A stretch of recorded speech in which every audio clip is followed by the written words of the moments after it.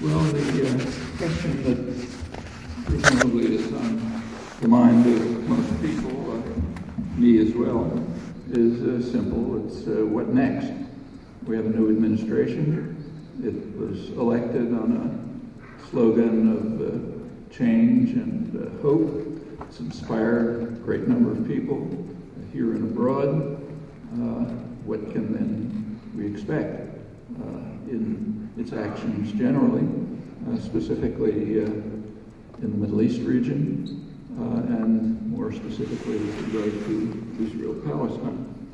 Now, there is a criterion, very clear criterion, by which we can evaluate these policies as they develop and are implemented. The criterion is an agreement that's held worldwide, that has been held for over 30 years.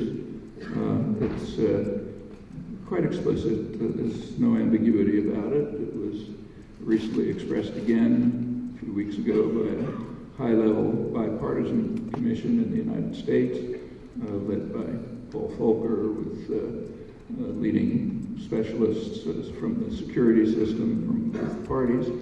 And they reiterated what has been this overwhelming international consensus, includes essentially everybody. The consensus is that there should be a two-state settlement on the internationally recognized border. That's the pre-June '67 border, with perhaps minor and mutual modifications. That's the official U.S. government wording during the period when the U.S.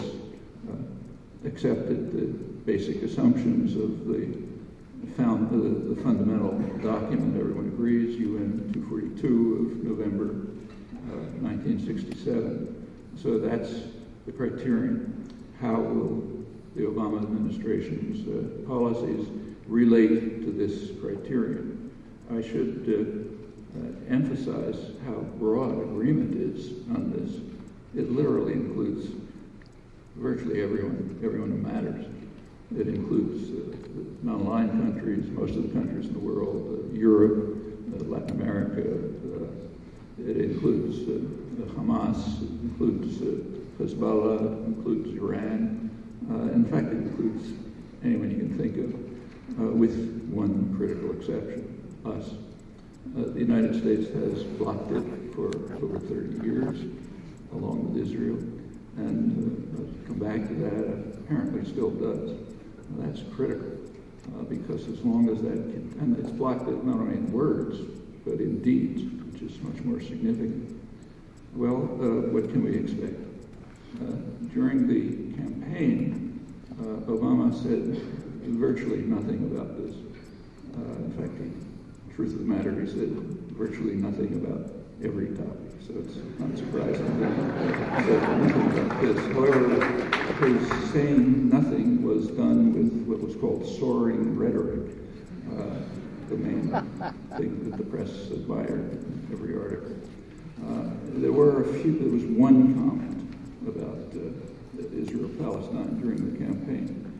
Last summer, he visited Israel and made the obligatory visit to Sderot, the town that's been hit by Hamas rockets other rockets from Gaza. And he said that if my daughters were subject to the fear of rocket attacks, I would do anything to protect them. And that comment, in fact, he met with sort of the two extremes of the Israeli political leadership. Shimon Peres is regarded as one of the leading doves, and Benjamin Netanyahu, who's now the prime minister, is considered a leading hawk.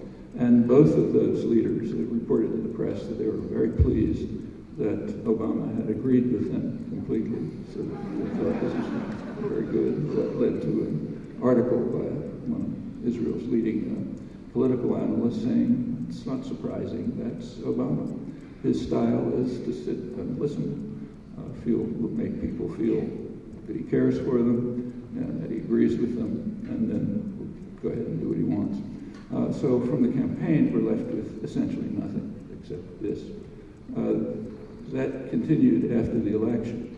In fact, right till the end of the attack on Gaza, which incidentally was carefully timed so that it ended immediately before the inauguration. That gave Israel maximal time to do as much destruction as possible, and it ensured, it eliminated the remote possibility that Obama might say something critical about it. He didn't have to, because after all, it's over, past history, let's move on. The only thing that was said during this whole period was that his campaign reiterated his comment about steroids. So we learned very little from before the inauguration. We do learn something from afterwards. Obama has, in fact, made one foreign policy declaration bearing on this. In fact, it's practically his only one. That's when he introduced George Mitchell as his emissary for Israel-Palestine. Now, that's a good choice.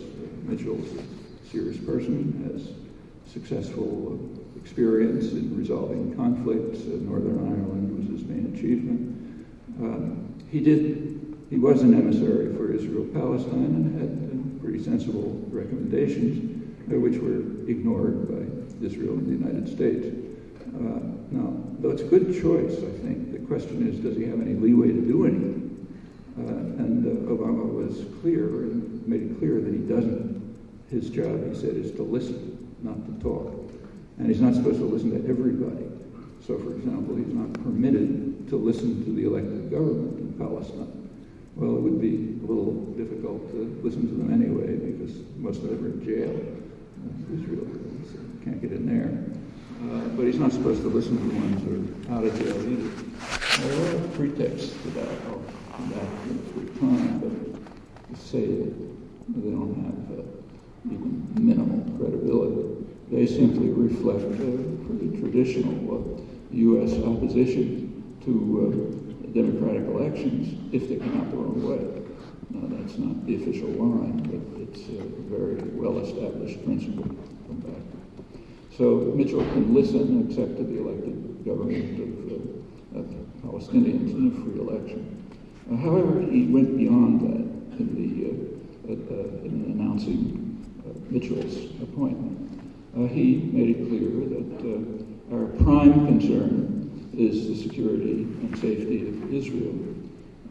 Nothing about the security and safety of the people under military occupation. But he did say that there is one constructive proposal that we should pay attention to, namely the Arab League proposal. The Arab League proposal, he said, has highly constructive elements. It calls for it calls on the Arab states to normalize their relations with Israel. He said that's a very good idea, and called on the Arab states to live up to their proposal.